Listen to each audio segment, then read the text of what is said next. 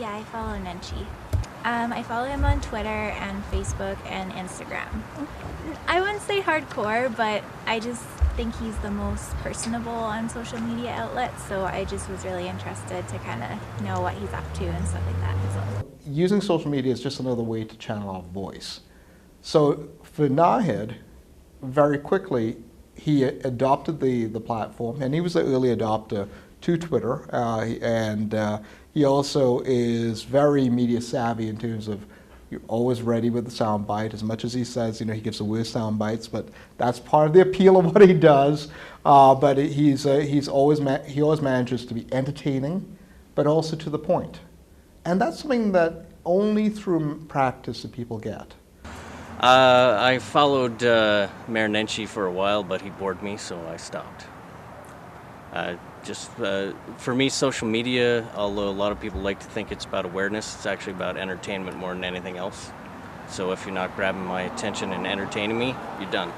That if we're able to start connecting to more to their family members, to their friends, that there'd be a geometric effect in terms of how we start to see people engage with the campaign and would likely vote for Nahid. We set ourselves a goal by about the end of August to be in third place. We know the story well, but we wanted to be at about 8 to 10% awareness at that point and willingness to vote, but we also wanted to have a very engaged vote. But in 2013, it was a very different campaign. He had a high approval rating. People were very satisfied with him. His challenge was to try to sway the public to think about his vision for the city, to get more candidates who are more aligned with his vision elected. And that was a bit more of a challenge because that fell into more traditional campaigning territory, which sometimes does not necessarily require social media. It requires a lot more of a retail type politics, which does not necessarily lend itself to social media, but social media augments that. This time, I think a lot of his sustained presence in social media contributed to him staying where he is. Yes, I think he does a really wonderful job with Facebook and Twitter, and one of the reasons for that is because when he was running for office, he was one of the only politicians that were actually on that platform.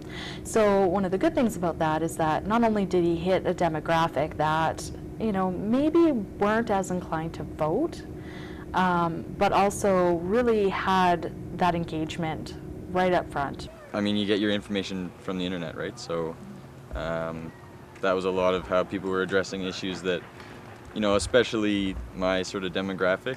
And the good thing about that is that he's continued that on.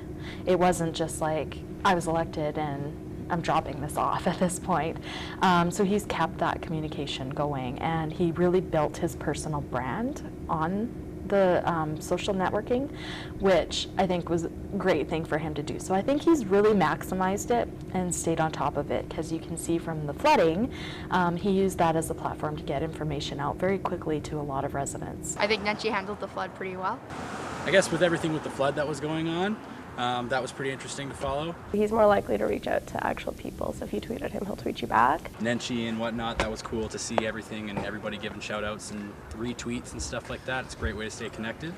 But as far as maybe some of the things that he could have improved on or could improve on is that he's very quick to say how he feels about certain issues, when maybe in some cases there needs to be a little more thought behind that. So one of the things about social media is you can post what you're thinking, what you're feeling about anything, anytime. So I know Nenshi's gotten himself into trouble by tweeting some sort of off-color remarks. Another thing is sometimes he doesn't address the issues directly. He makes a little joke about it, which can be a good thing. It's really fed into his personal brand, but other people can criticize the fact that he may not actually tackle the question or the issue, that he's just kind of scooted around it.